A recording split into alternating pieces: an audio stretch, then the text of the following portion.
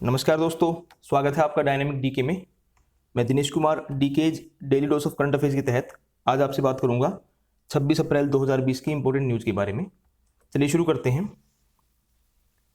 कल group of ministers की बैठक हुई थी जिसमें जो हालात हैं मौजूदा कोविड-19 महामारी के मद्देनज़र उससे निपटने के तौर तरीकों की हाई लेवल की एक रिव्यू की गई। इसमें बताया गया कि देश में हर रोज़ 1 लाख से ज़्यादा पीपीई किट यानी कि पर्सनल प्रोटेक्शन इक्विपमेंट किट जो है वो और N95 मास्क जो है उनका निर्माण किया जा रहा है।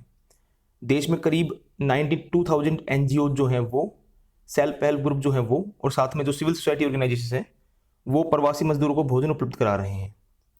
जो स्टेट गवर्नमेंट्स हैं वो इन संगठनों को मदद दे रही हैं और जो फूड कॉरपोरेशन ऑफ इंडिया है FCI वो इनको अनाज उपलब्ध करा रहा है।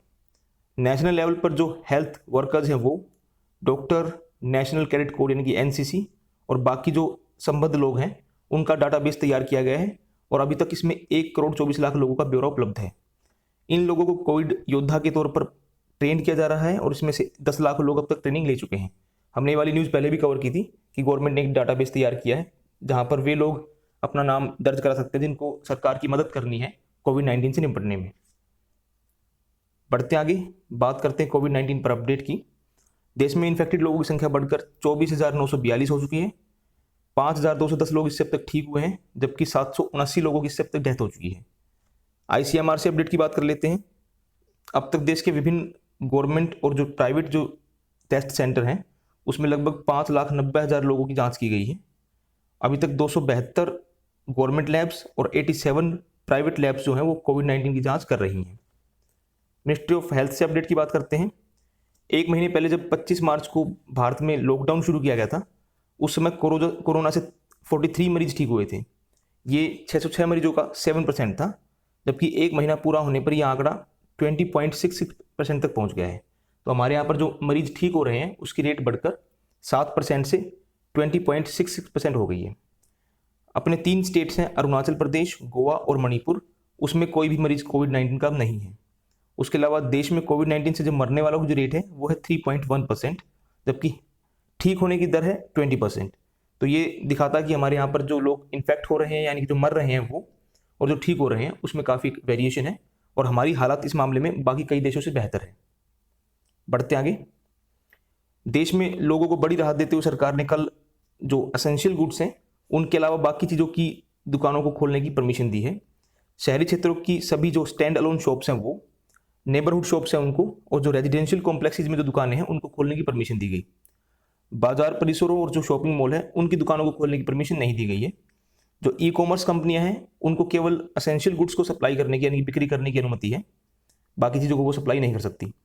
होम मिनिस्ट्री ने 15 अप्रैल को दिए अपने एक आदेश में संशोधन करते हुए कहा कि दुकानों में 50% लोग ही काम कर सकेंगे और उन कर्मचारियों को मास्क लगाना और एक डिस्टेंस मेंटेन करना जरूरी होगा।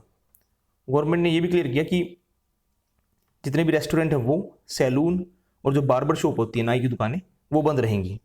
ये भी साफ किया गया कि जो लॉकडाउन प्रतिबंधों के दौरान छूट केवल वस्तुएं बेचने और सेवाएं देने वाली दुकानों को ही दी गई है। तो ये कुछ और रिलैक्सेशन दिए गए गवर्नमेंट द्वारा जो कि एक अच्छा कदम है। बात करते हैं मध्य प्रदेश की।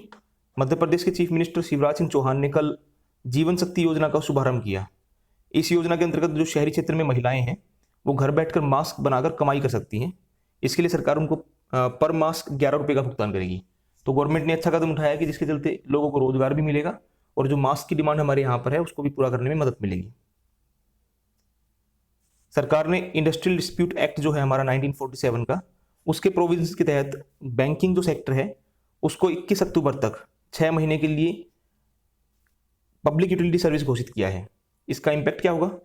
बैंकिंग सेवाओं को इस कानून के प्रावधानों के तहत लाने के बाद 21 अप्रैल से बैंकिंग जो सेक्टर है उसके कर्मचारी और अधिकारी किसी भी तरह की हड़ताल नहीं कर सकेंगे। कोरोना जो वायरस महामारी है उसके मद्देनज़र जो फाइनेंशियल एक्टिविटीज़ हैं उनके बड़े पैमाने पर प्रभावित होने के कारण श्रम और रोजगार मंत्रालय जो अपना है उसने ये नोटिफिकेशन जारी किया है। बढ़ते आगे, प्रधानमंत्री गरीब कल्याण अन्न योजना के तहत 3 महीनों तक तकरीबन 20 करोड़ परिवारों को 1-1 किलोग्राम दाल देने के लिए व्यापक स्तर पर सघन अभियान चलाया जा रहा है। तो हमारी जो एजेंसी है नेफेड 20 करोड़ परिवारों को राष्ट्रीय खाद्य सुरक्षा अधिनियम जो अपना है नेशनल फूड सिक्योरिटी एक्ट उसके अंतर्गत 5.88 लाख टन दाल जो है उसको डिस्ट्रीब्यूट करेगी। दाल का जो डिस्ट्रीब्यूशन होगा वो अगले 3 महीने के दौरान राशन की सरकारी दुकानों से होगा और ज़्यादातर जो बेनिफिशरीज हैं उनको दाल पहले महीने अप्रैल या मई से मिलनी शुरू हो जाएगी। बात करते हैं मन की बात कार्यक्रम की। प्रधानमंत्री मोदी आज 11 बजे आकाशवाणी से मन की बात कार्यक्रम को में देश विदेश के लोगों के साथ अपने विचार साझा करेंगे। ये मन की बात जो प्रोग्राम है उसका 64वां एपिसोड होगा। ये कार्यक्रम जो होगा आकाशवाणी और बाकी जितने भी मीडिया प्लेटफॉर्म्स हैं उन पर उपलब्ध रहेगा। बढ़ते आगे, रमजान के महीने की हमने बात की थी। देश भर के मुसलमानों ने कल रमजान के पावन महीने के पहले दिन रोजा रखा। हमने बताया था कि दिल्ली के जामा मस्जिद के शाही इमाम ने 24 अप्रैल शाम को ही रमजान का चांद देखे जाने की घोषणा की थी और चांद देखने के बाद ही रमजान का महीना शुरू होता है।